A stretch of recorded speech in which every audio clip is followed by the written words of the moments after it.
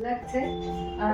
અમે શ્રીજી હોસ્પિટલનો કોન્ટેક્ટ મને પર્સનલી ગૂગલમાંથી મળ્યો કે ગૂગલમાં જ્યારે મેં સર્ચ કર્યું, અમે અહીંયા ગોતા જ જઈએ છીએ એટલે નવા શિફ્ટ થયા ત્યારે મને થોડી ઇશ્યુઝ હતી, તો ગૂગલમાંથી અમે રિવ્યૂઝ ફાઇન્ડ કર્યા અને એમાંથી અમને આ હોસ્પિટલનો કોન્ટેક્ટ થયો. એટલે ઇનિશિયલ સ્ટેજે ઇશ્યુઝ અલગ હતા, ત્યારે સરની હેલ્પથી એ વસ્તુ સોર્ટ આઉટ થઈ ગઈ.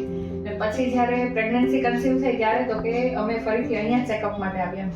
ત્યારે થોડી વધારે કોમ્પ્લિકેશન્સ હતી, બટ સરે પોઝિટિવ રહેવાનું કહ્યું કે ભાઈ થઈ જશે, એમ હું શ્યોર છું કે થઈ જશે, તમે ટેન્શન ના લો. અને એમના એ પોઝિટિવ એટીટ્યુડથી જ તો કે અત્યારે તો કે આ અમારી ઢીલી અમારી સાથે છે એમ.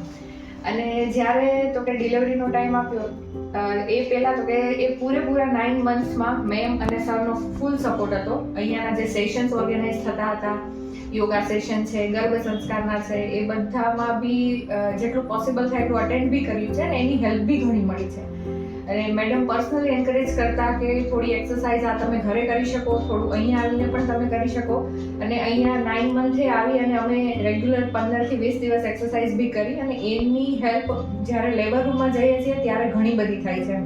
અને એ મારા કેસમાં પણ એવું જ બન્યું. જ્યારે મારી ડેટ હતી, એ ડ્યુ ડેટ, એના 10-12 દિવસ પહેલાં તો કે મારે વોટર બ્રેક થયું અને પછી અમે લોકો હોસ્પિટલે એડમિટ થયા. ત્યારે મારે પેઇન શરૂ નહોતો થયો, ખાલી વોટર બ્રેક જ હતું. તો પણ સરે આવીને કન્ફર્મ કર્યું કે નોર્મલ થઈ જશે. અને ધીમે જ્યારે બોટલ શરૂ થઈ રાતના 12 વાગ્યાથી, તો થોડા ટાઈમ પછી તો મેં પણ ગીવ અપ કરી દીધું કે નોર્મલ નહીં થાય એમ. સર તમે સી સેક્શન કરી નાખો, I am not ready with this normal. તો પણ સરે એ વસ્તુ કીધી કે ના, નોર્મલ જ કરવાની છે, સી સેક્શન નહીં જ થાય એમ. સર અને સ્ટાફ બંને લોકો એટલા એ બાબતે સ્ટ્રોંગ હતા કે જેના લીધે નોર્મલ પોસિબલ થઈ એમ. એમ કહીએ તો પણ ચાલે કે 80% કામ એ લોકોએ જ કર્યું છે, એમ 20% જ મારું એની અંદરનું યોગદાન છે કે જે નોર્મલ થઈ છે.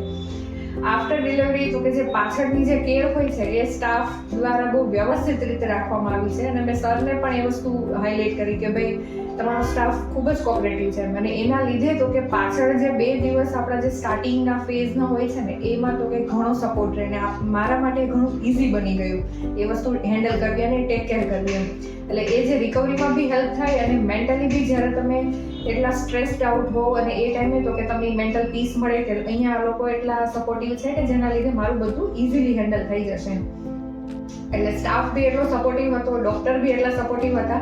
એના લીધે તો કે અમારે નોર્મલ પોસિબલ થઈ. એલ્સ બીજા જેટલા બી રિવ્યૂ ઘણા બધી હોસ્પિટલના અને બીજા પેશન્ટ પાસેથી બી લીધા કે જ્યારે પેશન્ટ એગ્રી કરી જાય છે સી સેક્શન માટે, ત્યારે ડૉક્ટર ક્યારે પણ એને ના નથી પાડતા. ડૉક્ટર પહેલી જ વખતમાં કરાવી દે છે.